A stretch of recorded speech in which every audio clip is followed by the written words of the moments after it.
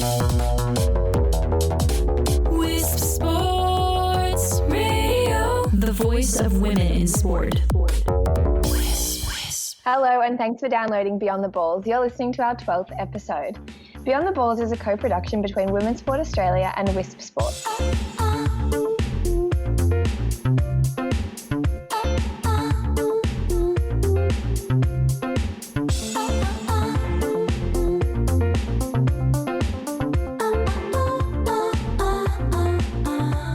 We're your hosts, Ella Smith and Georgina Mallon, here to discuss all the topics on women's sport off the pitch. Today we welcome Gen Simmons to the show. She is currently the Deputy Chair of Women's Sport Australia. She is also the current General Manager of Gymnastics Australia and has formerly worked for Netball Australia, Racing Victoria and Melbourne Rebels Rugby Union. Jen is coming on here today to talk a bit about her experience as a woman on the corporate side of sport and giving us an update on what Women's Sport Australia is up to. Jen, welcome to the show. Thanks, guys. Very excited to be here. So, Jen, you've worked for a lot of sporting organisations in your career. Was working in sport always your plan? It definitely was. I actually did my Year 10 work experience with the Hawthorn Football Club. I live in Melbourne and am quite an avid AFL supporter, and I did my Year 10 work experience in the communications department of the Hawks, and it was the best week of my life. I loved it. So I decided that a career in sport is something that I wanted to pursue. So from there, I did a communications degree at RMIT University and always had a vision of wanting to work in sport. So it's a competitive industry to get into, and I definitely found that I had to do a lot of internships and really build up my voluntary experience before I was able to land my first job in sport, which was with Netball Australia. But once you get that foot in the door, it's a great industry and community to be a part of. And yeah, I sort of haven't really looked back from there. I did 18 months with Netball Australia and then did a 6-month stint with Racing Victoria in their digital team of racing.com. Then I decided to flip it up a bit and try the club side of things with the Melbourne Rebels. That was really interesting. I wasn't much of a rugby union girl, but I fast learnt the sport, which was interesting. And yeah, now I've landed myself in gymnastics. So I'm with Gymnastics Victoria as the General Manager of Marketing and Commercial. And yeah, it's been another new sport to get my head around, but I've really loved every minute of it. So it's definitely been something that I've built up a lot of different experience in a lot of different sports, but I've enjoyed every moment of it. Yeah, Jen, it's only really been in the last decade or so that people can forge full-time jobs in women's sport, especially as players. But in terms of the corporate side of things, you know, the behind the scenes of what you're doing, was that career in women's sport an option for you early in your career or when you were starting out? Yeah, well, I think it's quite funny because my first few jobs were in digital communications and social media. So it was very new at the time that I finished uni. So I graduated in 2010 and was sort of coming in these digital social media type of jobs as sort of a new media kind of area. So that job is certainly something that hadn't really previously existed as its own role in sport. It had sort of been lumped in with communications, which was with traditional PR and things. So that was certainly a new area, but I think I was probably quite lucky that the first job that I stepped into was with Netball Australia, where it's obviously very female dominated. Kate Palmer was the CEO. So we had some really strong leaders in the organisation. Marnie Fettner, the current CEO, was there as a general manager. So I was able to see those women in leadership positions from early on in my career. So for me, there was no reason that a woman couldn't have the top job, which was really empowering to see. I think certainly later on in my career, when I went through racing and rugby union, where things are a lot more male dominated, I started to see some of the barriers and some of the old school mentality that there wasn't as many opportunities for women in sport to progress in those traditionally male dominated sports. So I've always been quite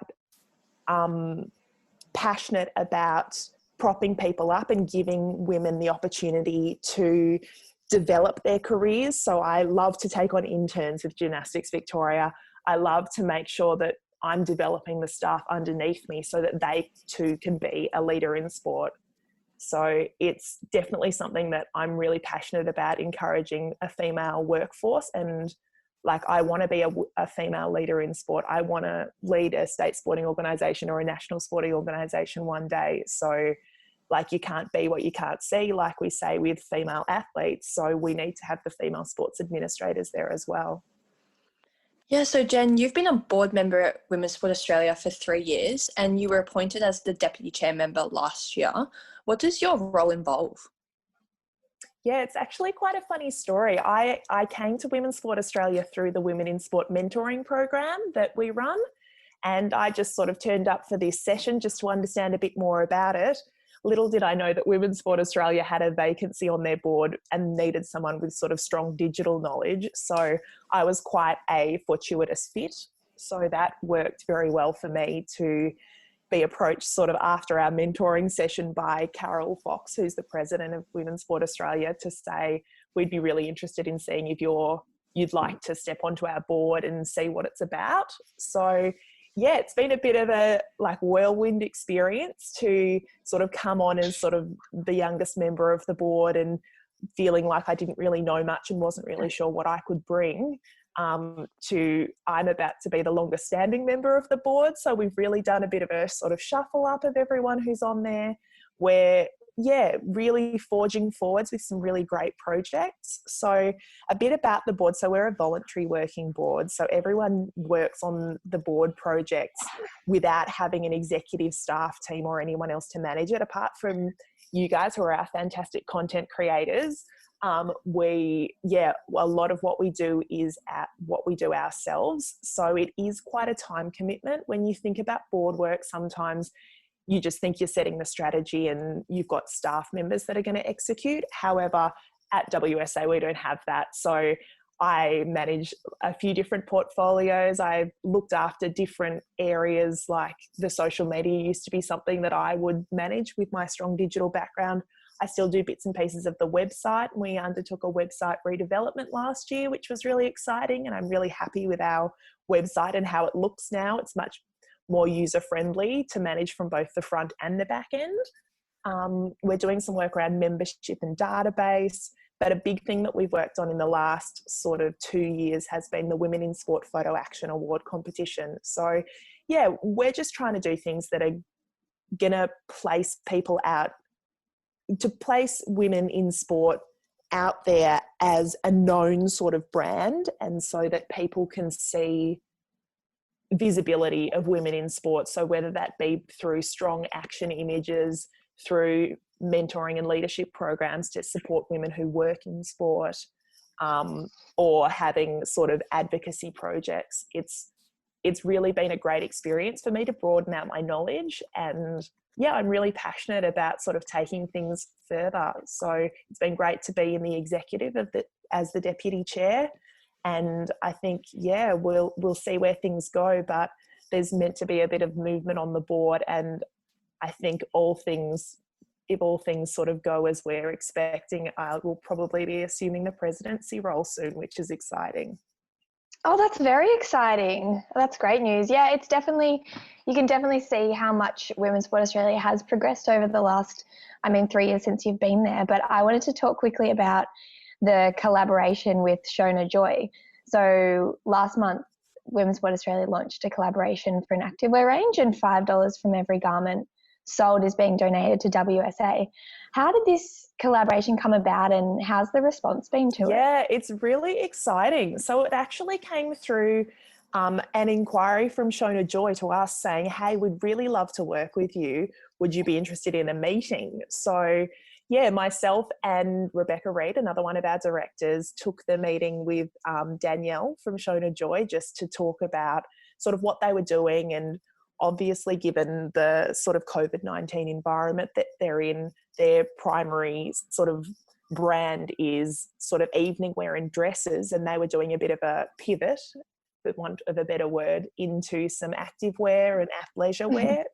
So they wanted to look at what they were able to do and to give back. And they said they're really passionate about supporting women in sport, and they'd love to donate $5 from each of their garments sold to Women's Sport Australia. So how could we do this, and just wanted to see how else we could sort of activate a partnership together. So it was a great discussion. They sort of already had the mechanics of how they'd like to do the donation, but what we've since been doing is putting them in touch with female athletes that we have in our network to share their stories as women in sport, and to sort of have imagery of them in the Shona Joy range to just help with the marketability of the range as sort of a strong women in sport product. So their response has been phenomenal. They launched the range, I think, at the start of August, and it sold out like pretty much within 3.5 weeks. So they've had to create 2 secondary shipments of garments that are coming through.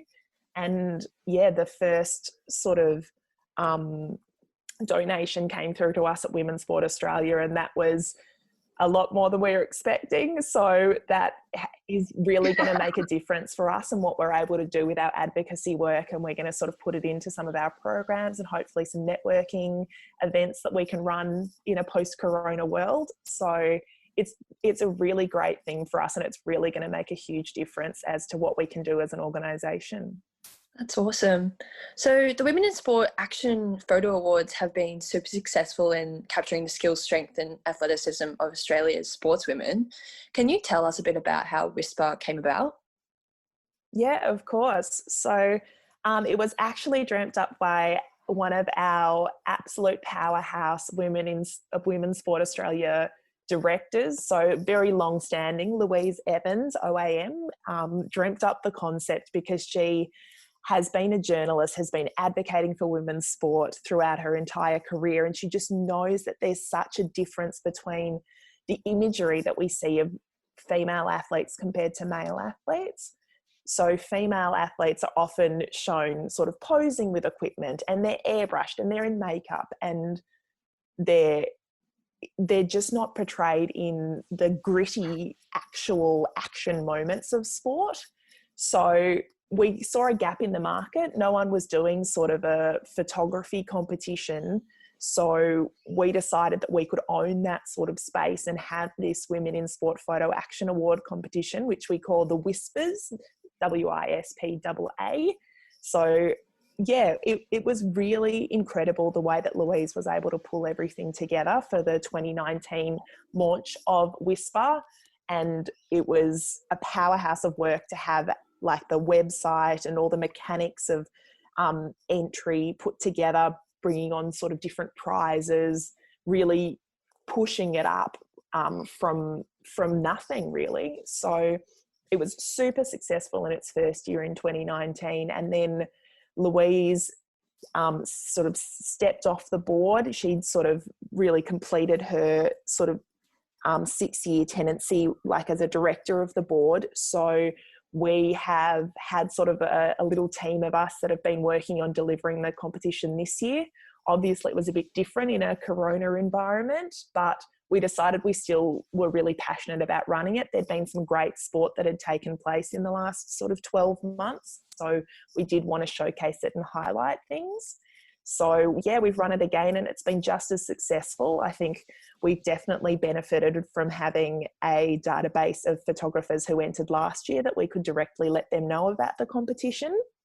But yeah, once again, some incredible images, and it's just so empowering to see so many incredible shots of female athletes that we can really use across our digital channels, across our website, just really to be able to push out some fantastic messaging about women in sport and actually see those gritty action photos. Yeah, so tonight you'll actually be hosting the Women's Sport Australia talking about the awards. By the time this goes to air, this would have already happened, but can you tell us a bit about what the webinar involves? Yeah, so tonight we're hosting a webinar with our sort of partner ISPT. So they run a whole suite of different sort of commercial building sort of venues across Australia, and they have been a big supporter of WSPA from the get-go. and they hosted a lot of our actual physical exhibitions of some display boards of the 2019 images. But given no one's really working in commercial office spaces or anything, we decided we still wanted to do something. So we looked at the possibility to be able to host a virtual event. So it'll be hosted tonight through Microsoft Teams, and we're very lucky we've been able to lean on some great contacts that we have through Whisper. So our judges this year, one was Carol Fox, the WSA President. One was the Federal Minister for Sport, Richard Colbeck. Then we also had Sam Lane, so Samantha Lane, journalist, big sort of women in sport advocate, and then Getty Images photographer Ryan Pearce. So the majority of tonight's webinar will be Sam Lane as the MC, discussing with Ryan Pearce the images that came through as the finalist images, and talking about the strengths of the different images that were chosen as finalist images. And we'll also have the Whisper professional winner, Michael Wilson, who was the winner not only this year but also last year. And ironically, both of the images that he's won the competition with have portrayed Taylor Harris. So one in the kick was his winning image last year that had the big Taylor Harris football kick with her leg in almost a split sort of extension.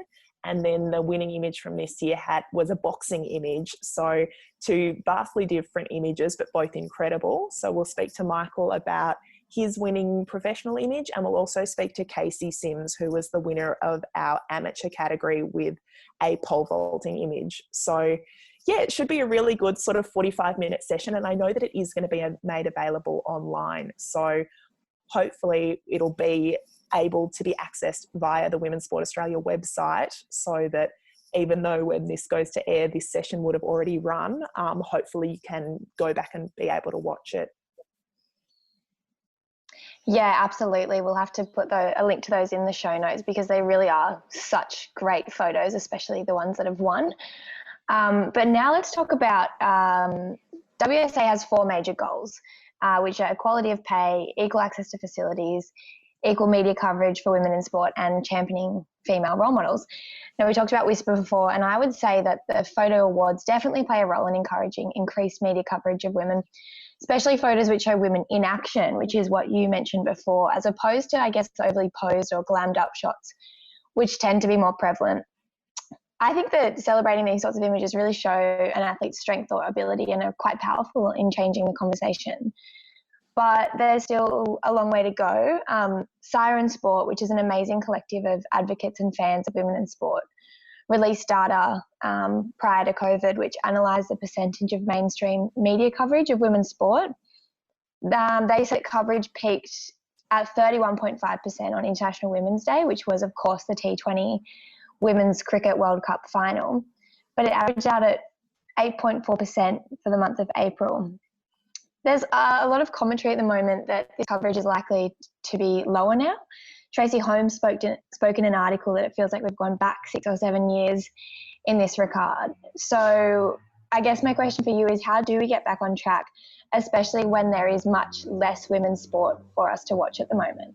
It's a big question, and it's definitely something that a lot of people have been sort of commenting on. We've certainly been asked to comment as Women's Sport Australia. I actually spoke to Tracy, I think in June. It was one of the first sort of media interviews that I did. And whoa, I was a bit taken aback at how much we launched straight into discussing the big issues. So that was a good experience for me to sort of come across to understand the passion around women's sport. I agree. And I think, like, talking about our 4 different pillars, we've sort of realised that the ones where we can really make a difference are the championing female role models, when we're able to use things like podcasts and our website and our social media channels and our photography competition to really pump up women in sport.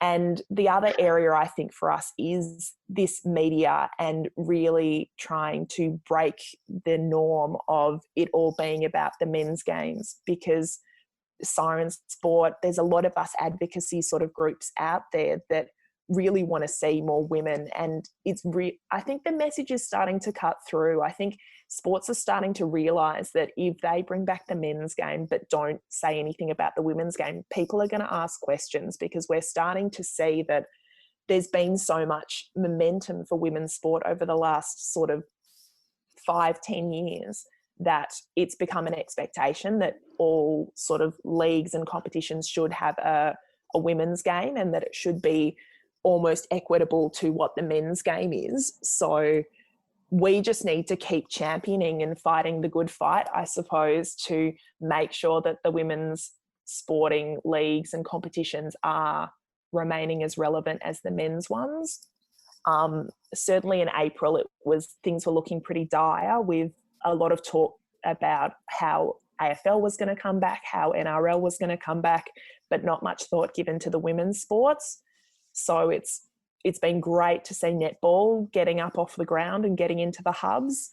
And I think we just have to understand that sport's really hurting as an industry on the whole, and the ones that can actually come back at the moment, that they have a lot of broadcast money behind them, and traditionally that's where a lot of that funding comes into being able to back the men's game over the women's game. But I'm really hoping that sports can really take this experience of COVID and start to put an equality lens over everything, and start to look at opportunities to not just bring back the men's game, but also, we've run the men's season, so how can we really launch into 2021 with the competitions being just as important as each other? Yeah, so in relation to equality of pay, there's definitely been some great improvements in the last 10 years. For example, Cricket Australia announced equal pay between male and female players, and that they would subsidise the difference in prize money of equivalent winnings. And also the Matildas are on their way to pay equality after reaching a new bargaining agreement that includes 50-50 commercial revenue split with the Socceroos. And other big sports like AFLW and basketball now have minimum wages. And while this is a positive step, the pay is generally unlikely to be sufficient income. Do you see the pay gap being closed soon, or is it too complex to be a single solution across all sports and players?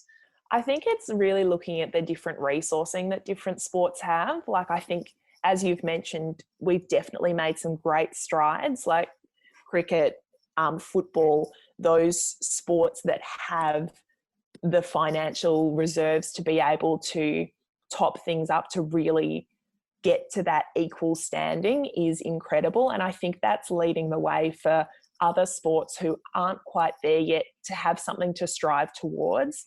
What I'm really liking is seeing so many sports putting in strategies around growing their sort of women's game. Cricket, they've been working since sort of 2015 on really closing that sort of that gap between the men's game and the women's game, and the equality of pay and the participation levels. So they've had a really firm strategy behind everything, which has really led the way. And it's really great to see a lot of different sports now starting to take on that mentality. So, like, I think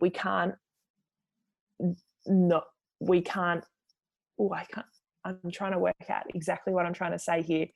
We can't discount the fact that a lot of the sports have been, the traditional men's sports have been around for much longer and have had a lot more time to grow the game and grow the broadcast sort of and the sponsorship around the game. But I think there are definitely ways that we can sort of really advocate and set that strategy and assist with that to be able to have the women's leagues and competitions be able to grow to a much more equal standing. Yeah, absolutely. And that's what, players that we've spoken to, particularly in AFL or rugby, that they haven't been around for as long, so they want to get paid as well as high as the men, but obviously that's just not going to happen because they haven't been around for as long, nor have they got as strong of a marketing revenue. So it is really quite a complex issue, and it's good to hear that we're trying to get involved as much as we can. The other pillar I wanted to talk about is access to facilities. This issue is generally at a grassroots level and is really important to keep girls coming back to a sport and participating in it, especially with facilities like female change rooms and sufficient lighting, which really make a difference in how comfortable girls are at their sports club. But recently, I feel like this is also an issue at the professional level in terms of what teams are being prioritised to have a season under coronavirus restrictions, which you talked about earlier. You spoke about this in an interview with Mamma Mia and mentioned the enthusiasm towards bringing back the AFL and NRL, which really hasn't been matched at all when discussing the women's leagues. But obviously we're seeing some positive change with the netball hub in Queensland. So it's obviously changing day by day, really. Do you see this issue of women's access to the big sporting grounds and to have a full season being prioritised as we make our way out of COVID restrictions? Yeah, well, it's really interesting. Like, first of all, like I'm in Melbourne, so I'm still in quite heavy coronavirus lockdown sort of situations. So for me, I'm like, I can't wait till we can actually make our way out of this COVID environment. But just a bit of an aside. I think what we've been able to see through the access to facilities and stadiums and more equal sort of access to change rooms and things, there are some fantastic departments that have been set up in each state government to really make a difference in these areas. So they are able to generate sort of funding to actually assist in these areas. I know that in Victoria, we've got the sort of Office for Women in Sport and Recreation that have sort of Change Our Game sort of funding for local clubs to be able to have equal access to facilities. And I'm pretty sure that, like, I know the New South Wales Office for Sport, and we're working with sort of Q Sport and Sport South Australia and a few of the other government bodies, just to make sure that the initiatives that are being rolled out in Victoria can actually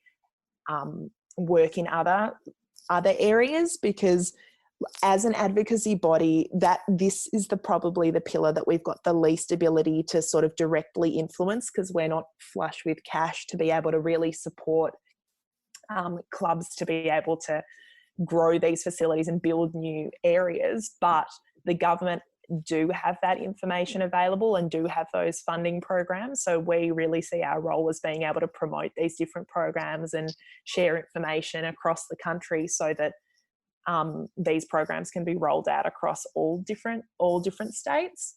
I think in regards to sort of coming out of coronavirus and women's leagues sort of coming back, for me, I've really written off 2020 from a sporting perspective. I know that there are sports happening and that's fantastic, but I think because I live the day-to-day of Gymnastics Victoria, where our gymnastics clubs just aren't able to open up and have any competitions, and I know that a lot of other sports competitions around Victoria are facing the same thing, I think 2021 is now where everyone's head is at for planning. And I think I'm really hoping that there will be a lot of equal time given to both female and male sports and inclusive sports and all different kind of sports as we roll out of this coronavirus sort of lockdown time.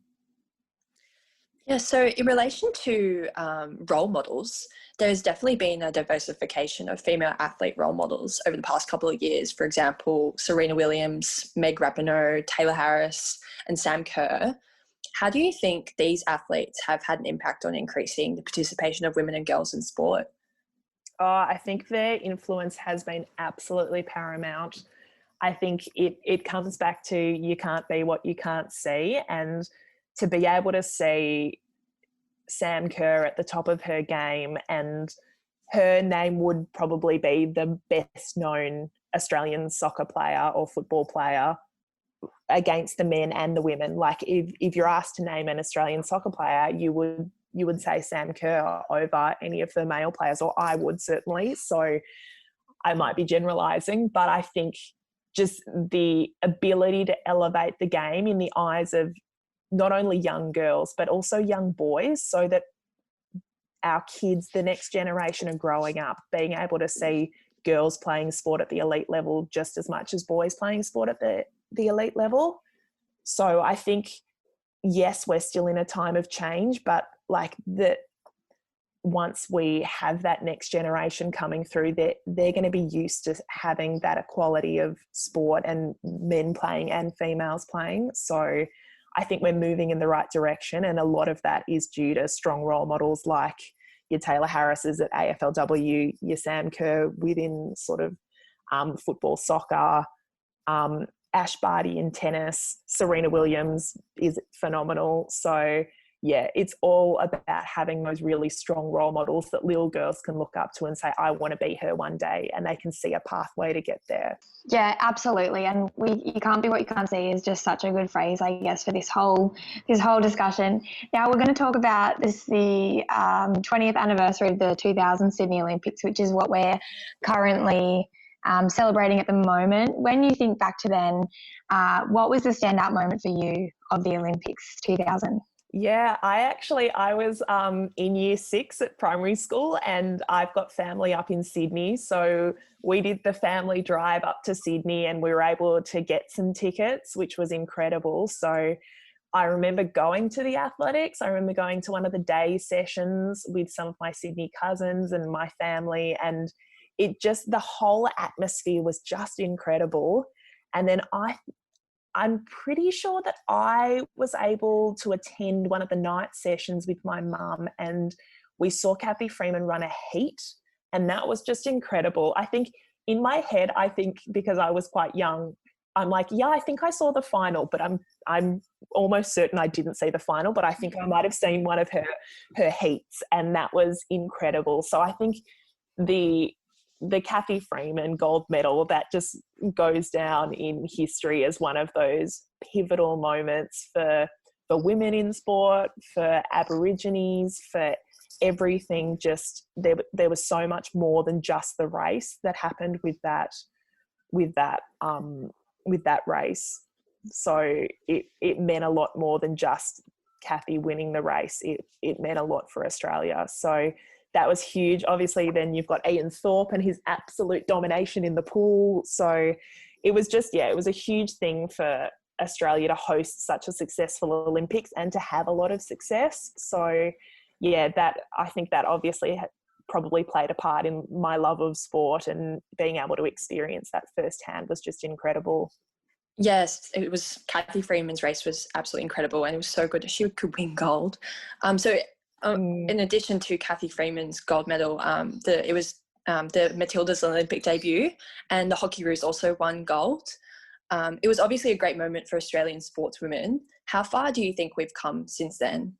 Yeah, well, I think the Olympics is actually something that they've always sort of had quite good representation from both female and male athletes since I've been watching and avidly following the Olympics. So it's gender balance has always been sort of quite good throughout the Olympics, but it's really taken a bit more time for a lot of the traditionally sort of male codes to think about having that women's arm. So I think, the Olympics really leads the way in athletics has equal representation, swimming has equal representation. I work in gymnastics. We've got women's artistic gymnastics. We've got men's artistic gymnastics. So, and as you've said, we've got the Hockeyroos, we've got the Kookaburras, you've got, the Matildas, you've got the Socceroos. So, Opals, Boomers, you've got all of the different sort of teams that also have a female or male counterpart. So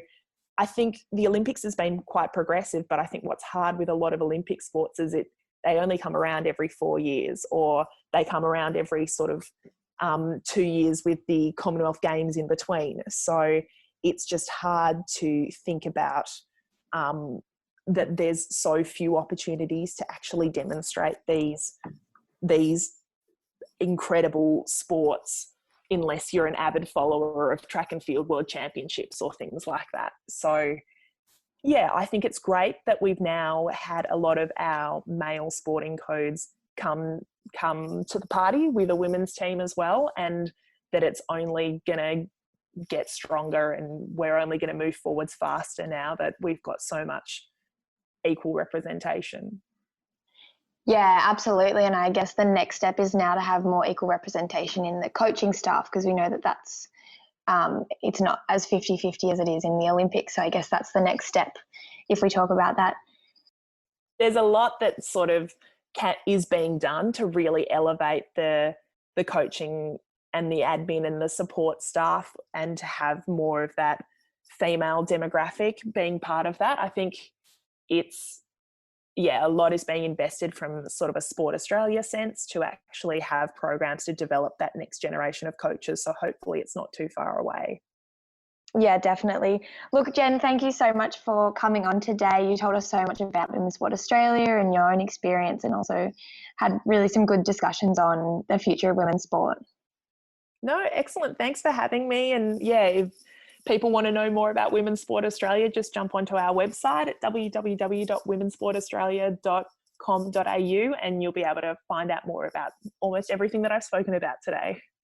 Yeah, that's exactly right. What a great interview. It's always great to hear what's going on to promote women's sport and how we can get involved. You can head to wispsports.com to find the show notes. Jen is, of course, with Women's Sport Australia, which you can find at Oz Women's Sport on all socials. And Wisp Sports is on at Wisp Sports on all socials. Or if you prefer email over social media, you can go to info@wispsports.com. Thanks for listening to the show. We've spoken to some amazing women in sport and are so grateful for their time. We'll be back in 2 weeks with another fantastic guest.